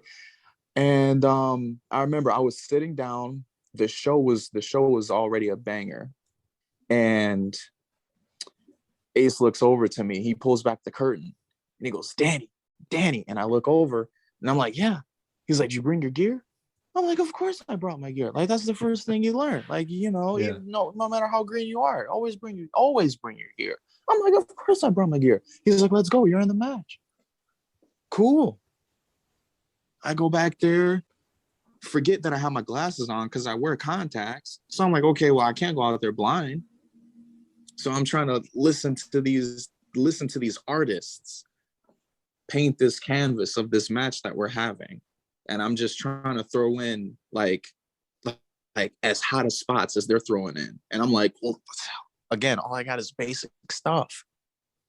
Okay, so why don't I just break it down and do it Danny Astro's way? Did the whole thing on Brutus Atwell. Got the biggest pop out of it. The leapfrog, the boss rooting leapfrog. Like, man's was legs splitting in the air. That's exactly how I had it. Yeah.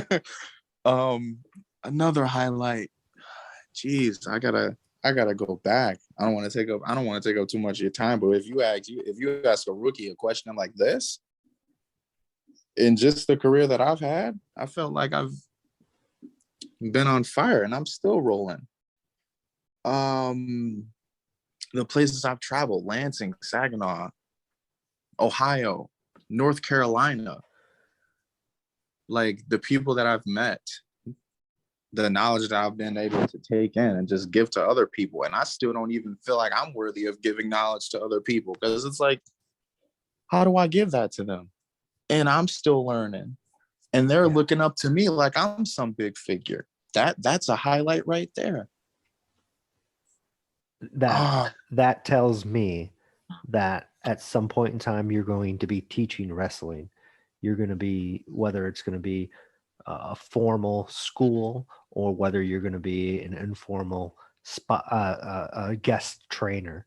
Because if you're enjoying that and you don't even think you're worthy enough to do that, that's exactly how I felt. And I know that's exactly how Pun felt when we were 2 years into the business and people are starting to look to us to start teaching them. And it was just, it's amazing.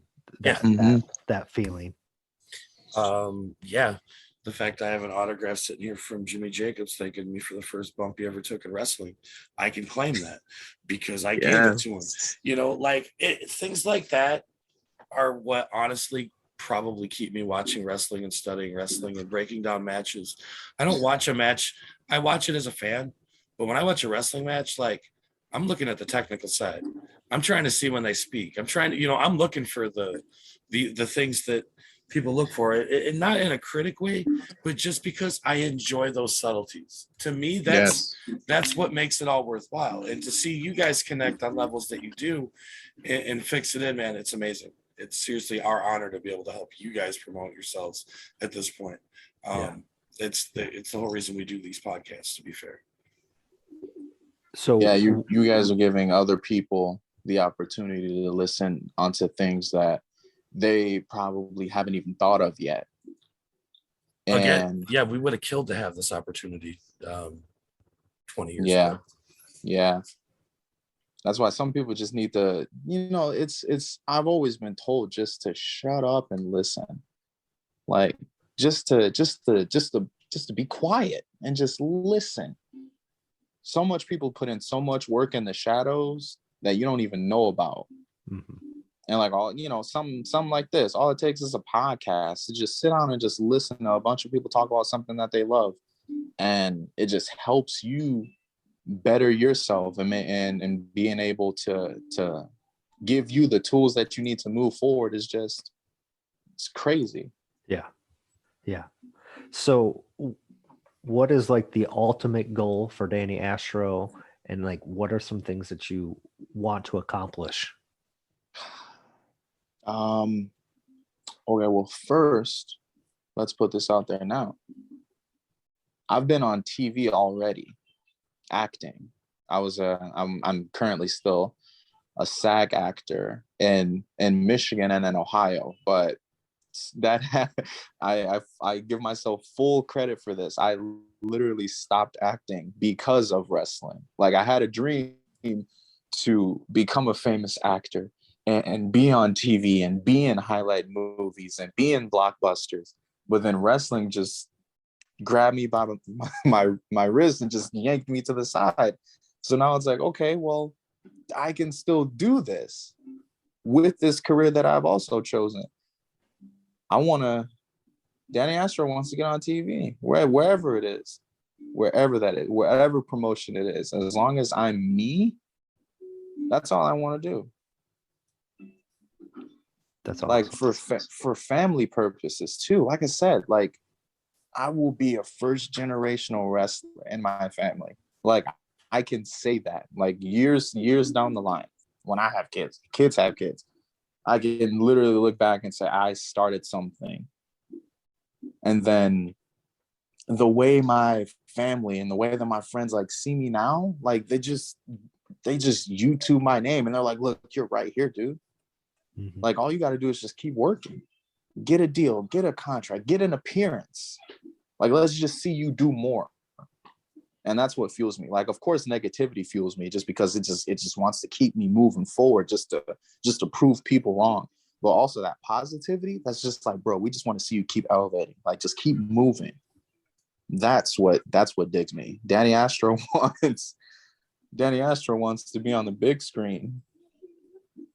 And then after that, just keep progressing. I just want to show everyone what I can do, how balanced someone can be.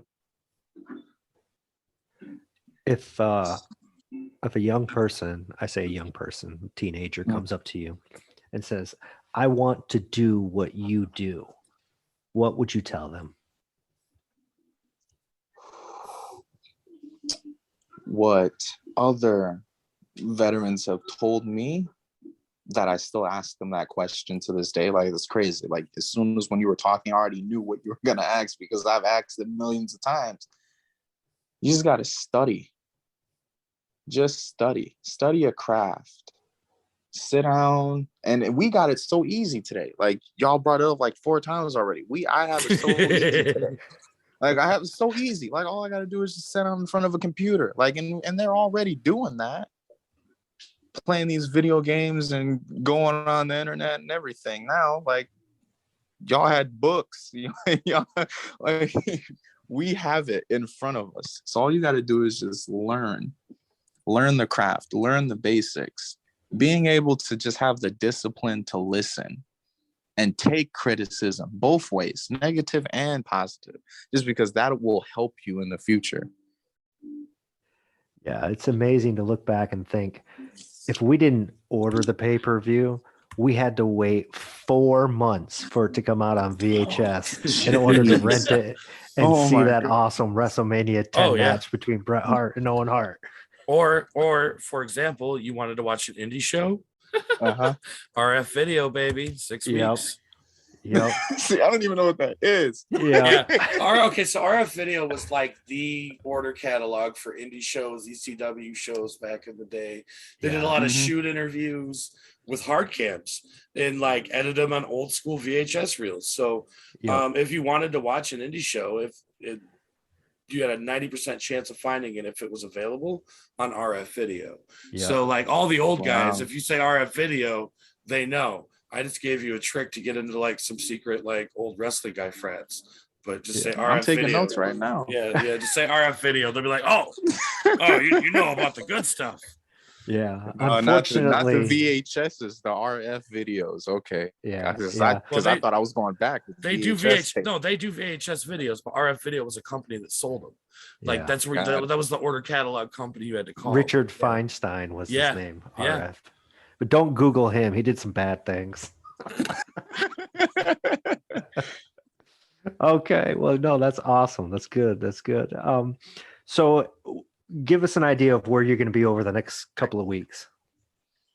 Whew, this calendar of mine and my lovely girlfriend and daughter are just sad to see me go. But I will be gone. Whether they like it or not. This Saturday, actually, I will be down in Waldron, Michigan. I'll be wrestling for CIW. And the 12th, I'm not really booked for anything, but it's again, this gives me the opportunity to put my face out there and pay my dues. I'm gonna try to hit down to Indiana for Warriors of Wrestling, do some ring setup, shake some hands, wear a nice bow, hopefully see Will Ospreay and go, oh my God, it's Will Ospreay.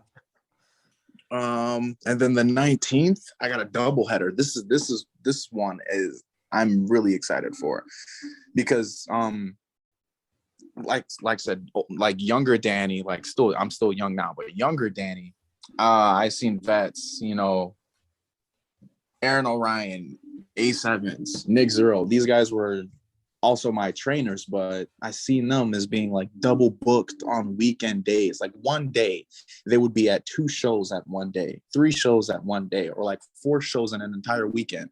Yeah. And I've like finally got that opportunity to where I'm double booked on one day. So March 19th, I will be both at Capital Pro Wrestling in Lansing at the Fledge, and then PPW in Flint. I'm very excited for this one because it will be a grind week for me, and it'll give me an opportunity to improve my cardio because boy, is it bad. Yeah. That's why basics also help you, because you could just work anything in around it. But I'm very excited for this month. Also, just because it's my birthday month. Hopefully I can get a show on my birthday, which is the 26th of this month. But if not, I'll be cool about it. But this entire month is straight up grind, and hopefully it will continue to go. I am booked all the way until May, but I'm still filling in weekend days. Like I'm trying to loop around like the entire grid, Indiana, like Chicago, North Carolina, Ohio, Flint, stuff like that. I'm torn. I'm trying to get around, show my face around, have people remember who I am and want me to come back. Yeah. Yeah. Okay. Well, good. And if people wanted to follow you and follow your career and your progress, where should they go? On Facebook, you can look up Danny Astro under as Danny Astro. See how easy that is? Like other people are just like, like all the different types of names. It's like, no, I'm gonna make it easy for you.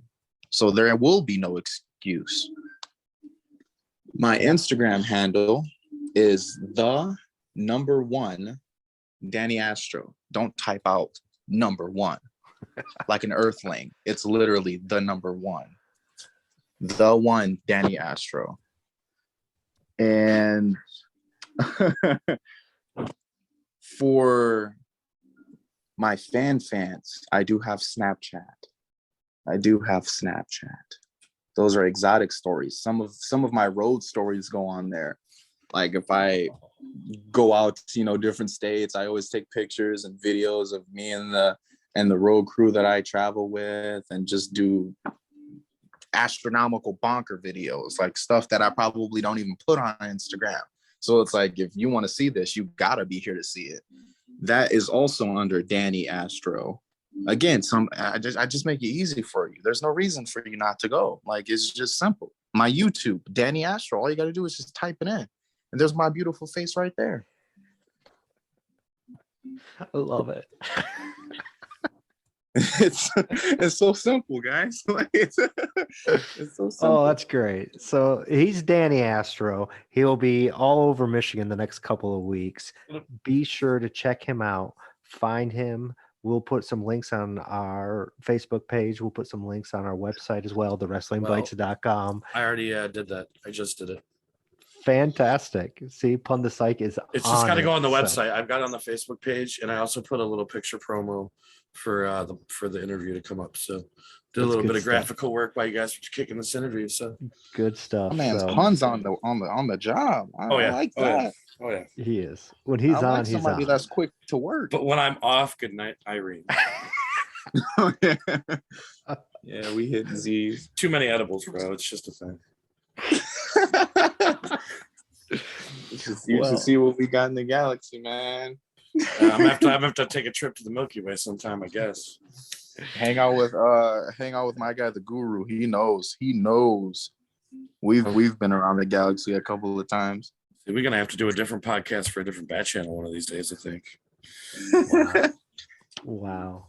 I'm excited for what you guys have to offer, and the other special appearances and guests that you guys have. I'm really happy that you gave me this opportunity to introduce myself to a new fan base that I'm introducing myself to, and that they're welcome to see. And I will of course stick around with both of you and make sure to dab both of you up, or give any of you a nuggie if you boo me. So well, as well, man, in the future, if you got anything you want to promo, if you got a big match coming up, you can shout to us.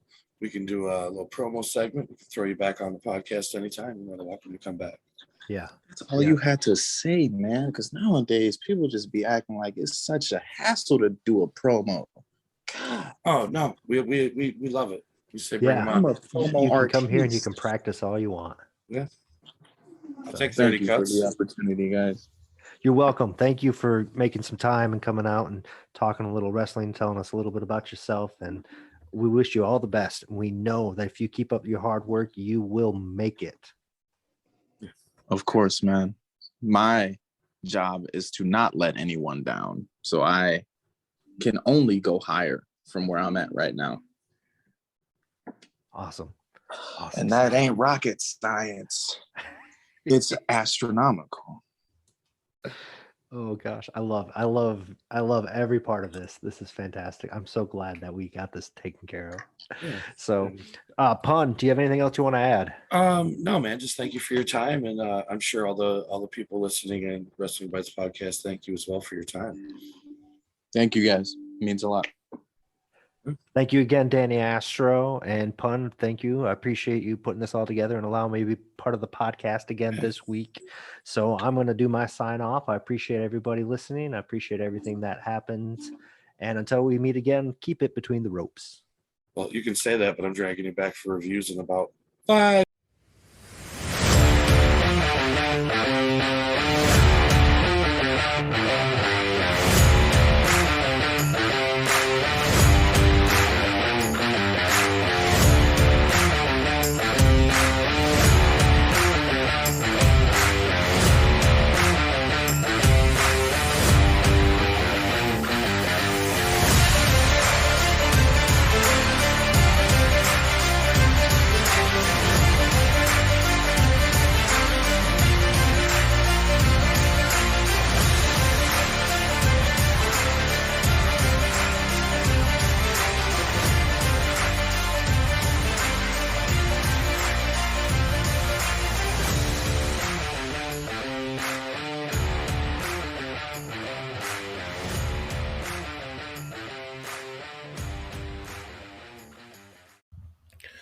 Ladies and gentlemen, to stay up to date with all the latest and greatest podcasts we do, head over to Spotify and search for Wrestling Bytes Podcast, or you can head over to anchor.fm/Wrestling Bytes Podcast to get the newest episodes when they come out, as they come out. But we do thank you for going back and listening to the archives over on YouTube or back on one of those sites as well. And we thank you so much for listening at Wrestling Bytes Podcast.